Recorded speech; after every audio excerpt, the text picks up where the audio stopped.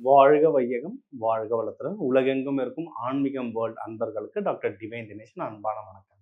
நம்ம வந்து ஒரு ராசியோட ஜென்ம ரகசியத்தை பார்க்க போறோம். அதாவது அவங்களுடைய லைஃப் எப்படி இருக்கும் அப்படின்றத பார்க்குறோம். அது அது எப்படி சார் நம்ம சொல்ல முடியும்?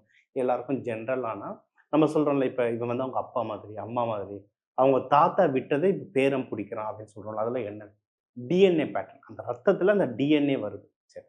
இது வந்து ஒரு குடும்பத்துக்கு சொல்றோம். ஓகே. இப்போ உலகத்துல ஒரு 800 கோடி பேர் இருக்காங்கன்னா, அந்த 800 கோடி பேரையும் ஒரு 12 ராசியா பிரிச்சிடலாம். ஒரு ராசிக்கு இப்படிதான் இருக்கும் குணம். சரிங்களா? ஒரு ராசிக்கு இப்படித்தான் இருக்கும். அந்த ராசியில ஒரு நட்சத்திரம் இருக்கும். அந்த நட்சத்திரத்துக்கு ஒரு பாதம் இருக்கும். அந்த குணம் எல்லாமே இப்படிதான் வந்துட்டு இருக்கு. இது வந்து இன்னைக்கு நேத்து இல்ல, பலாயிரம் வருஷமா ரிஷிகள், முனிகள் ரிசர்ச் பண்ணி பலாயிரம் புக்ஸும் இதுல இருக்கு. இவ்வளவு வருஷமா இந்த மெத்தட் வந்து சஸ்டெயின் ஆயிட்டு இருக்கு. சரிங்களா? இத பல புக்கை படிச்சு தான் இன்னைக்கு எல்லாருக்கும் புரியிற மாதிரி ஈஸியா நம்ம வந்து உங்க ராசிக்கு எப்படி இருக்கும்னு சொல்ல போறோம். சரி, இதனால என்ன சார் நல்லதுன்னா, நம்ம நமக்கு வந்து எது ஒர்க் ஆகும், எது ஒர்க் ஆகாது, எது செஞ்சா நம்மளுக்கு தேவையானது கிடைக்கும்ன்றது தெரிஞ்சாலே நம்ம வாழ்க்கையில முக்காவாசியான பிரச்சனை தீந்துரும். அதே மாதிரி நம்ம வீட்டில் இருக்கவங்களும் நம்மளை சுற்றி இருக்கவங்களுடைய ராசி இதுன்னு நம்ம தெரிஞ்சுக்கிட்டோம்னாலும், அவங்க குணம் இப்படி தான் இருக்கும்னா நம்ம புரிஞ்சுக்கிட்டா அவங்கள ஹேண்டில் பண்ணுறதும் நம்மளுக்கு ஈஸியாக இருக்கும். இது வந்து பர்சனலாக வீட்டில் இருந்தாலும் சரி, வெளியே ஆஃபீஸ் இருந்தாலும் சரி. இப்போ ஒவ்வொன்றா உங்கள் ராசிக்கு பார்ப்போம் வாங்க. மிதுன ராசி, மிதுன லக்னக்காரங்க, இவங்களுக்கு எப்படி அமைப்பு இருக்கு? இவங்க வந்து இவங்களுடைய சிம்பிளை நீங்கள் பார்த்தீங்கன்னா 2 முகம் காட்டியிருப்பாங்க. 2 பேர் கை கோத்துட்டு நடக்கிற மாதிரி இருப்பாங்க. என்ன விஷயம் அப்படின்னா, இவங்க வந்து டியூயல் ஃபேஸ்ன்னுவாங்க. இங்கிலீஷ்ல டெவில்ஸ் அட்வொகேட்ன்னுவாங்க.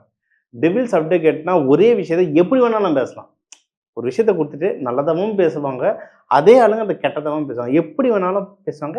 எந்த இடத்துக்கு ஏத்த மாரியும் சூப்பரா அடாப்ட் ஆவாங்க, மாறிடுவாங்க. அதனால தான் இது ஆண் வீடு, பெண் வீடுன்னு சொல்ல மாட்டாங்க. இது வந்து ஒரு ஒரு நடுநிலையான வீடு அப்படின்னாங்க. புதன் பகவானுடைய வீடு. புதன் பகவான் ஆதிக்கம் பெற்ற வீடு, காற்று வீடு.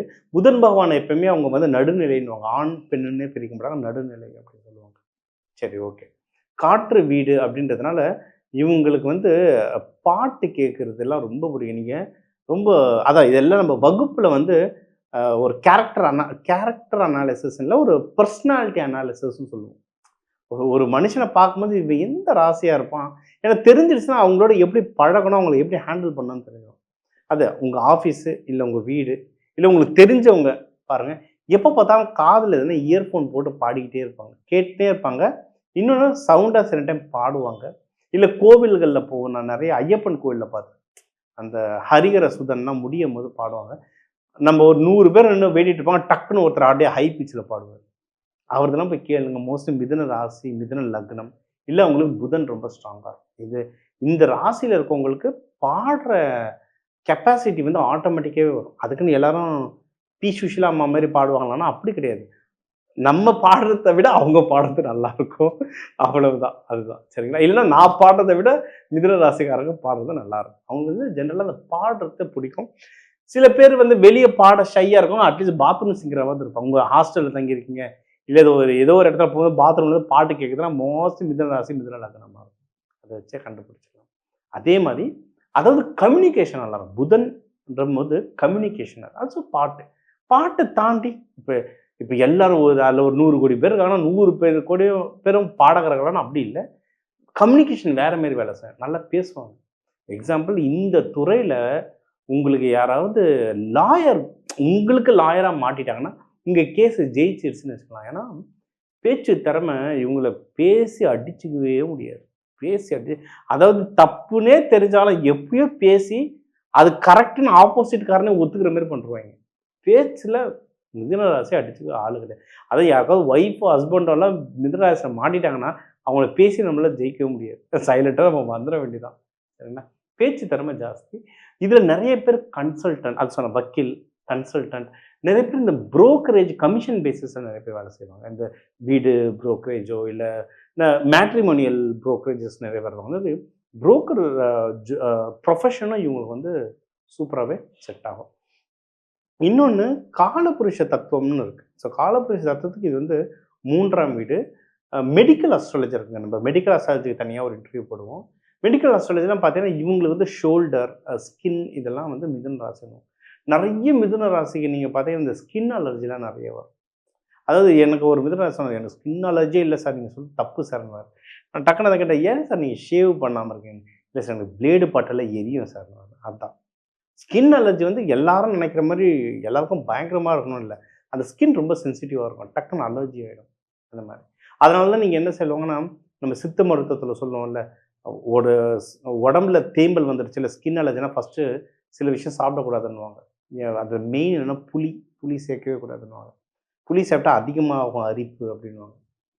நீங்க அதனால தான் இந்த ஸ்கின் அலர்ஜிக்கு எந்த தெய்வத்த வேண்டணும் இப்ப புதன், இவரு புதன் ஆதிக்கம்.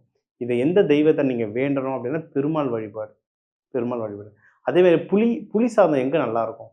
எந்த ஜெனரலா கோயில்கள், அ பிரசாதங்கள்லாம் பிடிக்கும்ல. எந்த கோயில்ல புளி சாதம் நல்லாருக்கும்? பெருமாள் கோயில் புளி சாதம் தான் சூப்பரா இருக்கும். ஏன்னா, இதுதான் இப்போ ஒரு கோவில ஏன் வேண்டுறோம்? எதுக்கு வேண்டுறோம்? அந்த கோவில்ல என்ன பிரசாதம் தரணும்? எதுக்கு தராங்கன்றதுக்கெல்லாம் அது பின்னாடி அவ்வளோ ஒரு சயின்டிஃபிக் லாஜிக் இருக்கு. உங்க மிதுன ராசி உங்களுக்கு வந்து ஸ்கின் அலர்ஜி இருக்குன்னா, நீங்க புளி சாப்பிடக்கூடாது. புளி தானமா தரணும்.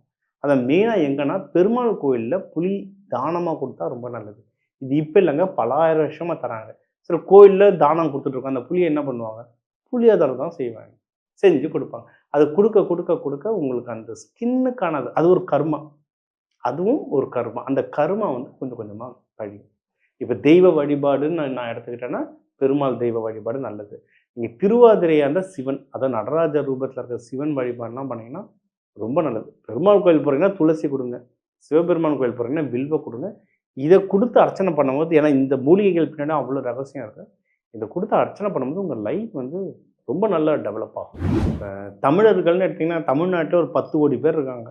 வெளிநாட்டுல ஒரு 2,00,00,000 பேருக்கு மேல இருப்பாங்க தமிழர்கள். ஒரு 12,00,00,000 பேர்.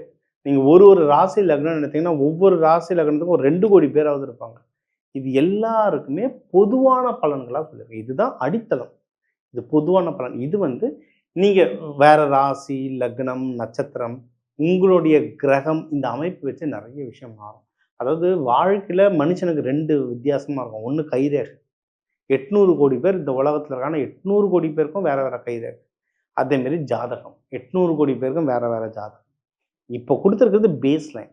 இது உங்களுடைய ஜாதக கட்டத்த வச்சு நெறைய விஷயங்கள் மாறும். சரிங்களா? இத தாண்டி உங்களுக்கு இல்ல சார் நீங்க சொன்னது எனக்கு நெறைய விஷயம் இதுவே மேட்ச் ஆச்சு. இத விட எனக்கு ஒரு முக்கியமான நான் ஒரு ப்ரமோஷனுக்கு வெயிட் பண்றேன். நான் ஒரு கல்யாணத்துக்கு வெயிட் பண்றேன். நான் வந்து இப்ப லவ்வுக்கு வெயிட் பண்றேன். இல்ல ஒரு பிசினஸ் ஸ்டார்ட் பண்ண போறேன். முக்கியமான டிசிஷன் எடுக்கணும். நான் என்ன பண்றதுன்னு உங்களுக்கு சந்தேகம் இருந்ததுன்னா, நீங்க வந்து நம்ப அ ஜா என் நம்பர் இதுல இருக்கு. கால் பண்ணிட்டு ஜாதகம் குடுங்க. கன்சல்டிங் எடுத்துக்கோங்க. டீட்டெயில்டா சொல்றேன். பரிகாரங்கள். பரிகாரங்கள்ல நெறைய வகை இருக்கு. நம்ம பரிகாரங்கள் பத்தி நெறைய இன்டர்வியூ நம்ம இதுல போடலாம் சீக்கிரம். பட் அதுக்கு முன்னாடி தெய்வ வழிபாடு.